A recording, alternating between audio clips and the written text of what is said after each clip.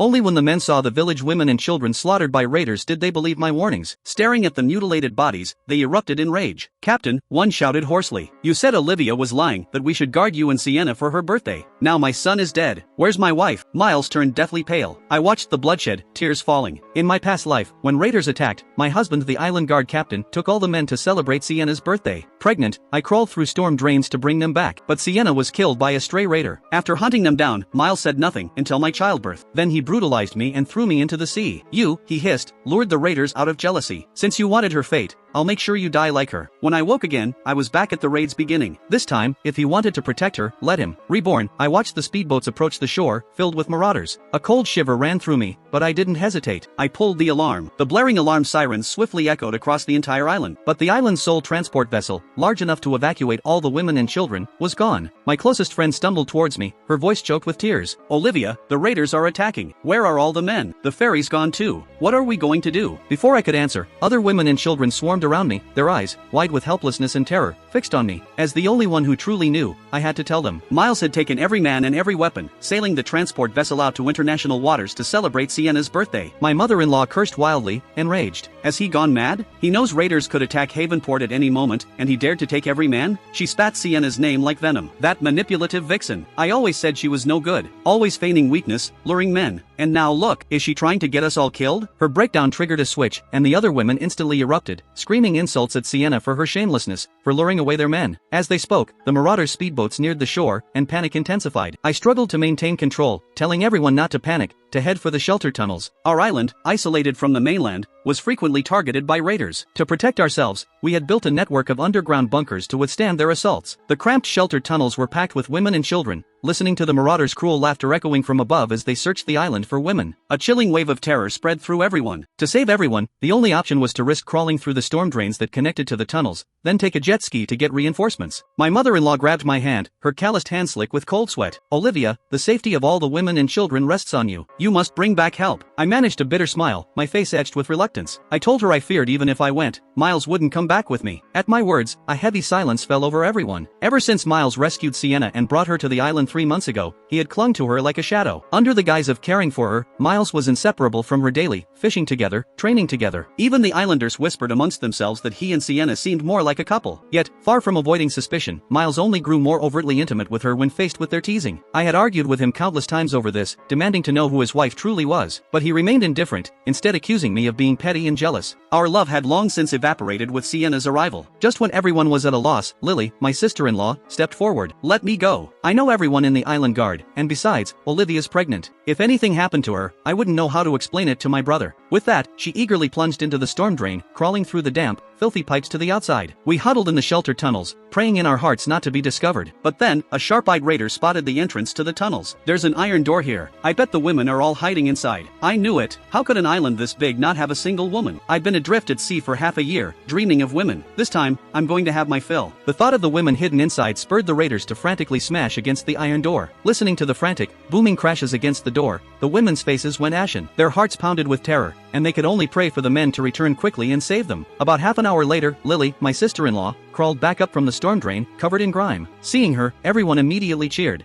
believing she had brought the men back. But to their dismay, Lily only began to wipe away her tears, her face etched with distress. "I'm sorry, they wouldn't come back with me." My mother-in-law frantically pressed her. "Why wouldn't they come back? Their wives and children are in here." At this, Lily's tears flowed even faster. She bit her lip. My brother said I was lying. He said there's no way raiders would suddenly attack our fishing village. He even said Olivia and I conspired to trick him, and he slapped me. Seeing the red mark on Lily's face, everyone began to condemn Sienna as a manipulative vixen. They also cursed Miles for dereliction of duty, for abandoning everyone's safety for the sake of one woman. Just then, a thunderous boom echoed. The raiders had begun using explosives. The iron door to the shelter tunnel could hold for another hour at most. I comforted the women, telling them that the nearest island, Stonewater Isle, was only 20 minutes away, and I could go there for reinforcements. My mother-in-law clutched my arm, her calloused hand slick with cold sweat. "Olivia, the safety of all the women and children rests on you. You must bring back help." I nodded, then, pushing past the nauseating stench, I crawled through the storm drain, my pregnant belly cumbersome, until I reached the surface. I mounted a spare jet ski and sped towards the nearest island, Stonewater Isle. When my jet ski hit the beach of Stonewater Isle, I found several armed men already waiting. Recognizing them, my eyes widened. It was Deputy Commander Ethan Reed of our island guard. Hadn't he gone out to sea with Miles? Why was he here? I couldn't dwell on it. I stumbled towards him, Just as I was about to inform him about the raiders' attack, he suddenly grabbed my arm, yanking me from the jet ski, his gaze filled with utter disgust. "Olivia Vance, how can there be a woman as repulsive as you in this world?" I stared at him, bewildered, unable to comprehend his meaning. "The captain specifically ordered me to wait for you here. He said that to stir up jealousy, you'd conspire with Lily to spread rumors on other islands about a raider attack on our village, all to sabotage Sienna's birthday celebration." Listening to Ethan, I began to tremble with rage. Miles' heart was utterly ruthless. To prevent me from reaching him, he had sent men to block the very path I would take to get reinforcements. I urgently told Ethan that the marauders had already begun their assault on Havenport. I wasn't here to spread rumors, I was here for help. If reinforcements weren't found within the hour to repel the raiders, everyone would be lost. Perhaps seeing my unyielding expression, a flicker of hesitation crossed his eyes. After all, his wife, child, and mother were all still on the island. Just as Ethan was about to contact Miles on his comms, a team member leaned in and whispered, "If there really was a raider attack,